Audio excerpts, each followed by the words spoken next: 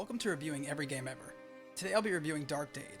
Dark Deity was a kick-started indie game developed by Sword & Axe LLC and published by Freedom Games, a tactical RPG heavily inspired by older Fire Emblem games that people like me have come to love. Dark Deity starts by showing you a glimpse of the world of Terrazel, specifically starting in the Kingdom of Delia. There are some nice but slightly generic world maps and artwork at the beginning of the game. Sadly, you will never actually interact with this world map like you may in some other tactical RPGs. I want to jump in on some of the positives and negatives of the game without taking too much of your time, so allow me to ramble for a few minutes before scoring the game. The opening menu of the game is strangely nice, of course having typical options of difficulties like mini-games, but also including a pretty sizable amount of ways to randomize or alter your gameplay, such as recruitment order, enemies, weapons, classes, XP, gold, and more, which I thought was a bit surprising for a Kickstarter game and a cool feature that added a lot of replayability. We're then introduced to Irving, who is the hero of the story essentially, and shown some of his hometown friends and family before entering tutorial gameplay. The artwork in this game is solid, though for me it comes off a bit looking like fan art I would see on the internet more than official art at times. This is common with indie games though, and it's still really slick, especially with given resources. We then enter our tutorial level, which by the way plays better than most game openings. I love games getting right into the action without being a pain in the butt about it. One small note, the sprite starts facing the wrong way. It's not a big deal, but I think it would be super easy to fix. The gameplay immediately starts you with a good assortment of characters as well. This game operates on a class system where battle advantages are from classes against other classes and equipment. It makes it really easy to tell though, with green arrows for advantage and red arrows for disadvantage hovering over the characters. The sprite's movement or combat won't wow you, but they are solid, colorful, and well enough to look at. Unique attack animations and way the sprites move with life in battle is really nice though. It doesn't feel clunky at all or boring to watch. I mean, look at the magic vial health bar collapse when you defeat an enemy. It's so nice. Part of the reason they have so many cool animations is because each character has 4 different attack options. I'll cover what the options are a bit later, but they can have different animations, which is a nice touch. They'll help you decide on how you want to play out each turn. This is a nice element to feel a little different than say a Fire Emblem weapon equip system without feeling totally unfamiliar or gimmicky. Each class also has unique critical hit animations, and almost all of them feel inspired without being too over the top. Getting a little more epic with promoting your units to higher levels usually. I won't show too many here to avoid spoiling, but who doesn't love a nice quip and a big boosted attack? Beating a level ends with a quick MVP and recap.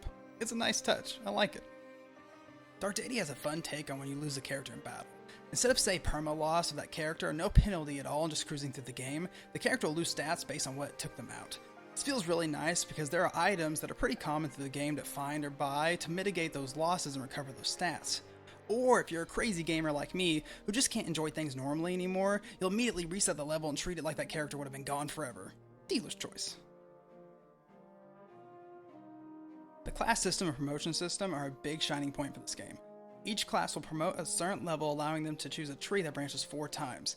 Each of these branches will add unique skills and change the stats either up or down. This really gives the game a lot of character, as the classes will really change how you battle and how you pick what you're going to do going forward with other promotions. Also, all the different classes look different and feel and handle different. This does bring up a small issue. Enemy classes pretty much pull from the same sprite pool. This means regardless of a character's size or gender or other defining elements, that they all pull from the same sprite pool with color swaps, and it's a bit disappointing to look at times. But this does lean into a strength of the game, which is the fact that they give you plenty of units to play with and essentially have every different class in a singular playthrough if you wish. These characters, whether actively used on missions or not, will all have moments where they speak during the story of the game or at least slide in a quip occasionally, making them feel not forgotten at any point. The recruitment is slightly dull though, in the fact that they just hand you the characters, no variety on that front on acquiring them. It will be a while before the game limits how many characters you can bring into given missions, which is not uncommon. And it's good because this game has no quarrels about throwing tons of enemies at you. Most of the game elements will be managed through a camp system that I enjoy even if it's a bit underutilized. In between levels you'll have a chance to manage just about everything the game has to offer, including upgrading your 4 equipments, which could vaguely be explained as power hits, critical hits, accurate hits, and balanced hits. You'll manage the game's support system here called bonds. These serve to give you extra background on character development and character growth as well. You also gain a little bit of non-canon romance here, or at least hints, and some of the lore of the game's world. About half of it is Snoresville, and half of it is pretty exciting, which makes you wish the story was a little bit better paced to include it. You can manage your inventory in the camp, which includes healing items and stat up items. but later you'll unlock powerful items called aspects, which will be involved in the plot and give you cool ways to change how you play.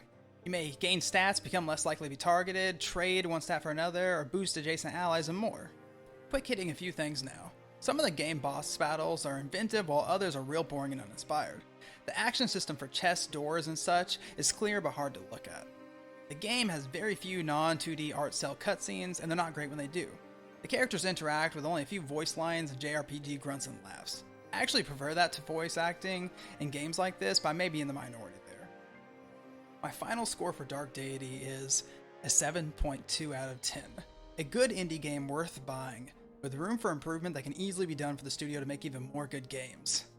Like, subscribe, and tell me what you think in the comments as I review every game ever.